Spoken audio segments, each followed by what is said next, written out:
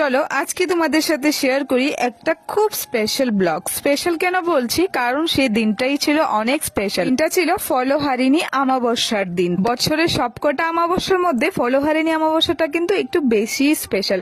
তার মাহাত্ম্য কিন্তু আমরা সবাই কম বেশি জানি। তো চলো আজকে কিন্তু আমি যাচ্ছিলাম মায়ের মন্দিরে পুজো দেওয়ার জন্য। আর এই রাস্তার পাশে যে পুজোগুলি হচ্ছে আর কি সুন্দর শ্যামা সঙ্গীত বাজাচ্ছিল, সেগুলি দেখে না একদম মুগ্ধ হয়ে যায় মনটা। তো প্রথমেই চলে গিয়েছিলাম মিষ্টির দোকানে, কারণ পুজো দিতে গেলে তো মিষ্টি লাগবেই। তো মিষ্টির দোকানে গিয়ে অনেক কনফিউশনে পড়তে হয়েছে, মানে কোন মিষ্টিটা নেব কি নেব। তো অনেক কিছু ভেবে চিনতে দুই রকমের দুজনের জন্য 2 প্যাকেট মিষ্টি নিলাম। এখন চলে যাব মায়ের মন্দিরের উদ্দেশ্যে। তো যেতে যেতে আমি না খুবই এক্সাইটেড ছিলাম, কারণ আজকে কোনো রকম প্ল্যান ছাড়াই আমরা পুজো দিতে যাচ্ছি। তো চলো সেই স্টোরিটা একটু পরেই বলছি।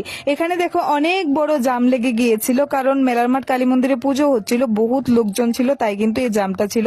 তো আমরা এখন চলে এসেছি ফুলের দোকানে, কারণ 2টো গোলাপ ফুল নিয়েছি মায়ের জন্য। যেহেতু পুজো দিতে যাব ফুল তো লাগবেই, আর বাড়ি থেকে ফুল আনা হয়নি, তাই কিন্তু ফুলের দোকান থেকে 2টো গোলাপ ফুল নিয়ে নিলাম। এখানে দেখো কতটা ভিড়, কারণ মেলার মাঠ কালী মন্দিরে তো অনেক বড় করে পুজো হয়, তোমরা সবাই জানো। তো দেখো আমরা কিন্তু চলে এসেছি আমাদের মায়ের মন্দিরে। আমি এসেছি আজকে ইউনিভার্সিটি রক্ষাকালী মন্দিরে। তোমরা অবশ্যই অনেকে চিনো এই মন্দিরটা। আমি না অনেকদিন ধরেই